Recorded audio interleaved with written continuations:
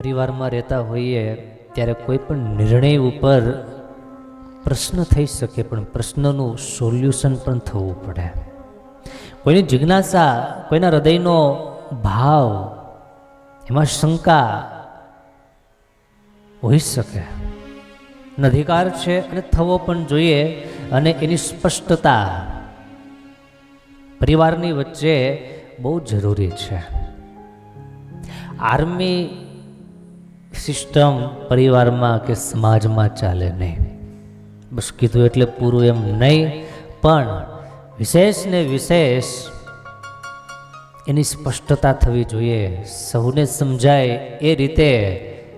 હા, અમુક ગોપનીય વાત હોય એને ઉજાગર કરવાની કોઈ જરૂર નહીં, પણ જે સહજ હોય, સૌને સમજાય એવી હોય, સમજાવવા જેવી હોય એને અવશ્ય સમજાવે.